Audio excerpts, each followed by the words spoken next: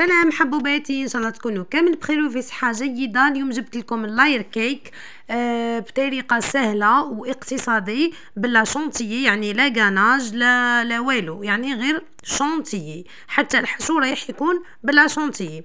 نبدا على بركه الله. هنايا عندي 8 بيضات، 240 غرام سكر، 270 غرام فرينه. دائما نقول لكم البيض يكون مشلل وتشلوه دقيقه الاخرى ويكون بدرجه حراره الغرفه، يعني ماشي كما تجبدوه من الفريجيدير تخدموا به.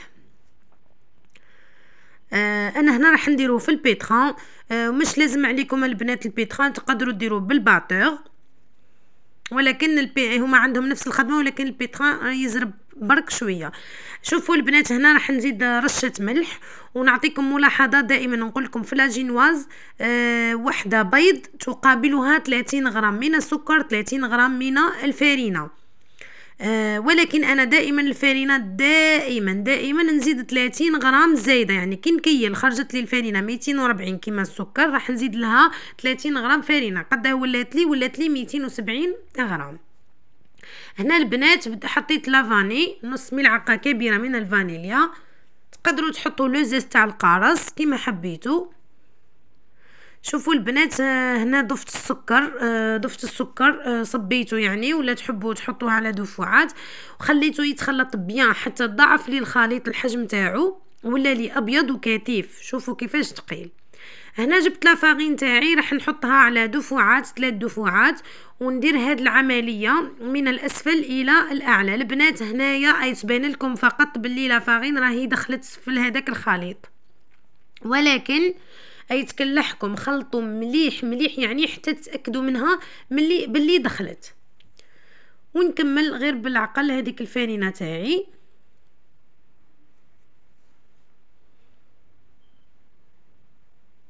يعني كلش راهو موضح في الفيديو.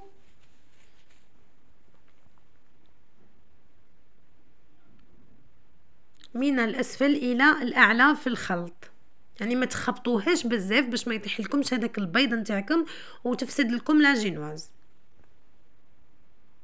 شوفوا البنات، انا هنا راح نطيبها في السيغسو هذاك اللي محلول من تحت، هذا نمونطيو فيه ولكن انا حبيت نطيبها نبدل الطريقه.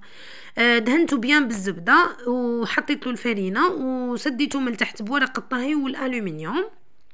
شوفوا البنات، هنا كنتوا بالك لاحظتوا انه الفرينه كلحتني البنات هنا مالغري، يعني خلطتها بيان ولكن كلحتني. وهذا المقطع ما حبيتش نحذفه، يعني حبيت نشاركه معاكم باش تشوفوا. بصح انا ما نحيتهاش، يعني عاودت فقط خلطتها بالاسباتول لداخل ودخلتها في هذاك الخليط. لهذا دائما نقول لكم خلطوا بيان. شوفوا البنات، يعني طيبتها من داخل بدون ورق الطهي بالزبده فقط والفارينه. شوفوا كيفاش ما لصقت ليش. بردت هنايا مليح، خليتها بردت وديموليتها بكل بساطه وسهوله. ومن بعد البنات انا كنت درتها البارح في الليل، صدرت لاجينواز تاعي وخليتها ترتاح، عاودت غلفتها بابي فيلم وحطيتها في السيغس ودخلتها للفريجيدير. غدوه من داك عاودت جبدتها وقصيتها. البنات هنا ما ننصحكمش بالموس تاع المنشار. شوفوا البنات كي تبات مليح لاجينواز تاعكم، هنا ما راحش تتفتفت لكم وتتقص لكم بسهوله.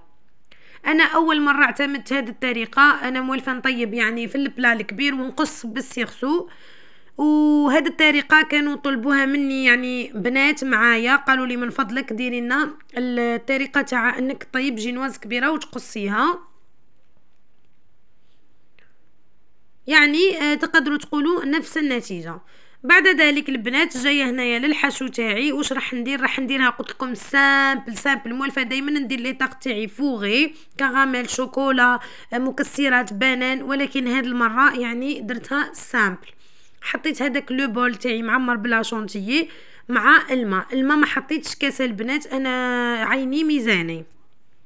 ومن بعد هنا كنت ذوبت 100 غرام شوكولا دادا عادي وضفتها لا شونتيي تاعي. هذا واش كان متوفر يعني في البيت، ما كنتش ندير حسابي، يعني كنت درت حشو وما عجبنيش، لهذا وليت بدلت درت لا شونتيي. انا اذا قلت لكم البنات هي اقتصاديه يعني ما فيهاش خساره خلاص. من بعد هنا جيت باش نبدا نمونطي في لاطاغت نتاعي. بديت بهذيك الطبقه اللي تجي من الفوق، بديت نسرد بها بالشربات. الشربات درت كاس تاع السكر مع 2 كيسان تاع الماء. اختصرت لكم الطريقه، ما كاينش اللي ما تعرفش تطيب الشربات. سردتها من تحت وعاود دخلتها. راح نزيد نسردها شويه نشربها من الفوق. البنات شوفوا هاد لا جينواز قداه وحده جربت لا غوسيت نتاعي وتقول لي اي ما تجينيش مشربه. دائما نوصيكم ونقول لكم ما تخافوش، شربوها بيان حتى تشوفوها سرده مليح، يعني ما تخافوش لانها اسفنجيه راح تمتص هذاك الماء نتاعكم. من بعد البنات حشيتها بلا شونتيي وزدت حطيت الطبقه الثانيه ونسرد نفس الطريقه الاولى ونكمل بنفس الطريقه حتى نكمل كل شيء.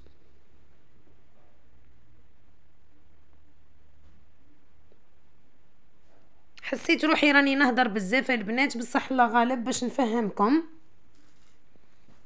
وإلا نسيت كاش حاجه ولا خليوها لي في التعليقات.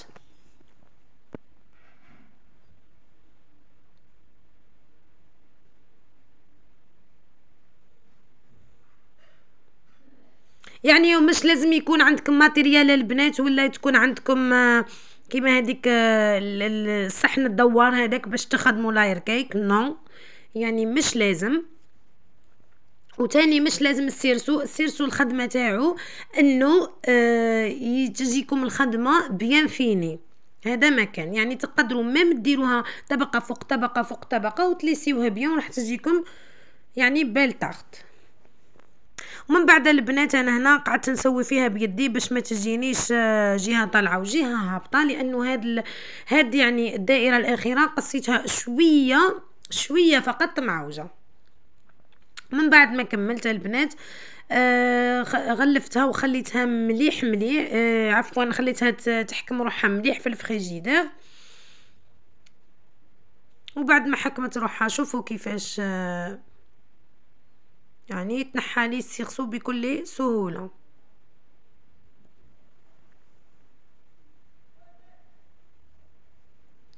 وبعد انا هنا جبت لا شونتيي تاعي وبديت نحط لها في الجوانب باش نليسيها نغلفوها.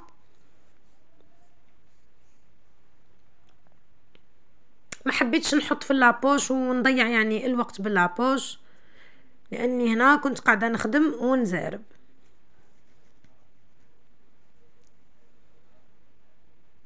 هنا البنات دائما يكون عندكم حداكم الماء باش تنقعوا وتغطسوا هذيك لاسباتول تاعكم في الماء، لانه الماء راح يساعدكم بزاف في الليساج ويخلي لكم السطح نتاعكم املس والجدار تاع الكعكه تاعكم املس. لاحظوا كيفاش لاسباتول تاعي قاعده تمشي لي فاسيلمون.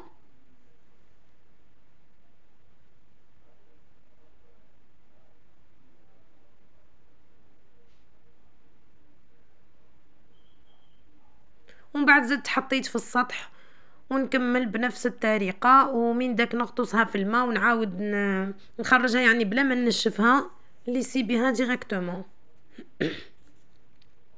هنا البنات كنت قاعده نخدم والشكل يعني التام ما كنتش مصدره واش ندير، والشكل ايضا ما كنتش مصدره يعني كيفاه نقارنيها. قاعده نخدم وخلاص يعني كيما تجي.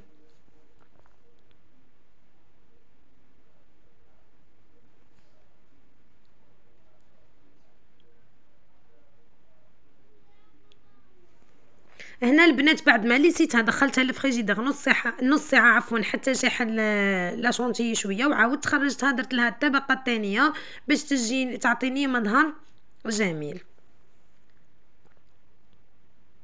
هذه الطبقه الثانيه وتقدروا ما ديروا لا تروازيام كوش يعني راح تجيكم بيان فيني.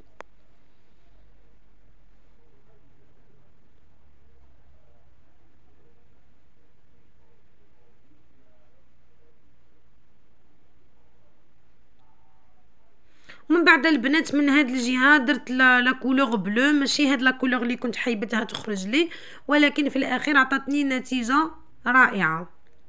حطيت عشوائي هاد لي طاش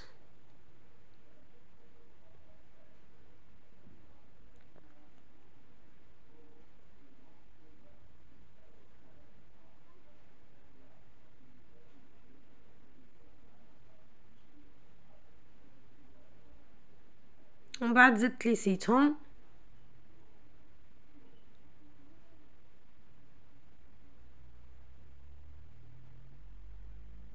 ومن بعد درت هذاك لو ريبون من تحت في البلو غوا.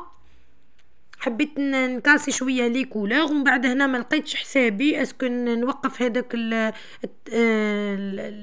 الورق ولا نحطه في الجدار، وبقيت نخطط فوق هذيك لا طارت وشاركتكم معاي كل الخطوات. درت هاد لي غوزاس 3 سور كوتي ومن بعد ما عجبونيش وليت عاودت نحيتهم. بعد ما نحيتهم درت هكا دي غوزاس صغار وكتبت جوايوز انيفرسير نادير بلا باتا سكر بيان سور بالمول. وهذه هي النتيجه، نتمنى عجبتكم. ما تنساوش الجيم والابوني. باي باي.